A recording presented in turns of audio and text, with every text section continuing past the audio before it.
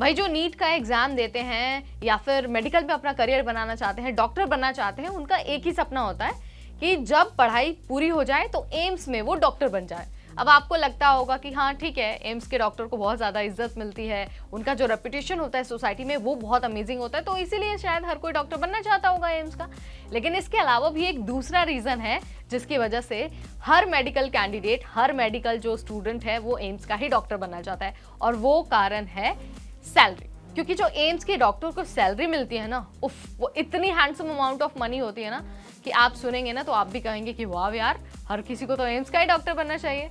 चाहे वो senior resident हो, जूनियर रेजिडेंट हो या फिर हो प्रोफेसर, हर किसी को एक तो सैलरी बहुत अच्छी मिलती ही है, साथ ही जो सुविधाएं हैं वो भी बहुत अच्छी मिलती है। तो हमने सोचा ना कि चलिए आपको बता ही देते हैं कि एम्स के डॉक्टर को उनके पोजीशन वाइज, उनके डेजिग्नेशन वाइज कितनी सैलरी मिलती है और क्या सुविधाएं मिलती हैं।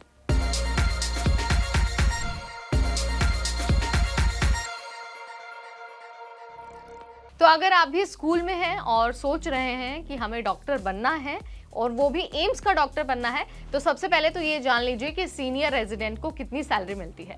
तो एम्स में सीनियर रेजिडेंट यानी कि एमबीबीएस डॉक्टर जो हैं उनको हर महीने 85,000 से 1 लाख रुपए तक के बीच में सैलरी मिलती है।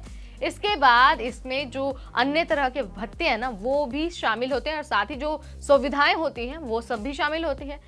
यानी कि जो आपको एक सरकारी कर्मचारी को, या फिर यूँ कह लीजिए कि एक जो बेसिक नेसेसिटी वाली सुविधाएं होती है ना, वो सब भी आपको मिलती है सैलरी के अलावा। इसके बाद एम्स में सीनियर रेजिडेंट असिस्टेंट प्रोफेसर जो होते हैं उनको हर महीने 90,000 से 1,10,000 रुपए तक की सैलरी मिलती है। यानी कि जो उनकी मंथली सैलरी है ना उसकी स्टार्टिंग ही 90,000 से होती है और 1,10,000 तक की सैलरी उनकी जा सकती है। इसके अलावा जो एसोसिएट प्रोफेसर्स होते हैं एम्स में, उनका जो हर महीने की सैलरी होती है, जो उनका प्रतिमाह वेतन होता है वो 1,20,000 से 1,50,000 तक हो सकता है। मतलब आप समझ रहे हैं कि आपको सिर्फ डॉक्टर बनने के लिए नहीं बल्कि प्रोफेसर बनने के लिए भी इतनी अमेजिंग सी सैलरी मिलती है। वहीं अगर हम सीनियर रेजिडेंट प्रोफेसर्स की बात करें तो उन्हें 1,80,000 रुपए तक की सैलरी मिलती है। मतलब यहाँ तो यार इतना अमेजिंग सी जो सिचुएशन है, आपको इज्जत तो समाज में मिलती ही है, साथ ही जो सैलरी आपकी होती है वो इतनी अच्छी होती है, इतनी अमेजिंग होती है। मुझे लगता है कि अब आपको समझ में आ गया होगा कि हर कोई एम्स का ही डॉक्टर क्यों बनना चाहता है।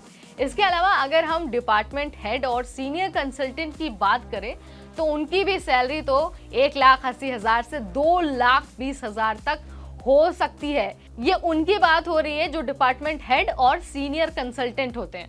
आपको हम बता देते हैं कि एम्स के जो डॉक्टर होते हैं उनको बेसिक सैलरी के साथ साथ जो दूसरे तरह के भत्ते हैं ना वो भी मिलते हैं, जैसे कि डीए हो गया, आपका एचआरए हो गया, आपका ट्रैवल अलाउंस हो गया, आपका मेडिकल अलाउंस हो गया। यानी कि जो भी एक सरकारी कर्मचारी को, एक गवर्नमेंट एम्प्लॉय को मिलता है वो सारी सुविधाएं आपको सैलरी के अलावा यहाँ पर एम्स में एज अ डॉक्टर मिलती हैं।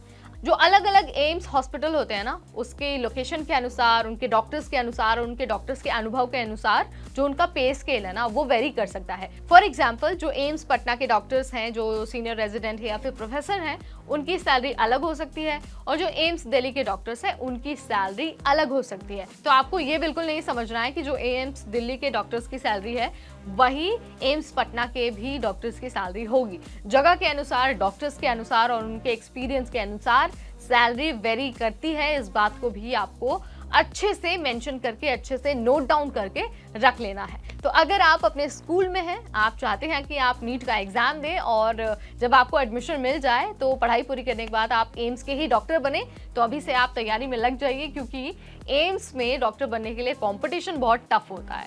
सो आप अभी से तैयारी करिए, अच्छे से पढ़ाई करिए, ताकि जो आपका एम्स में डॉक्टर बनने का सपना है ना वो पूरा हो जाए। अगर ये वीडियो पसंद आए तो इसे लाइक और शेयर करना बिल्कुल ना भूलें। ऐसे और अमेजिंग वीडियोस हम लाते रहेंगे only on NBT tech add.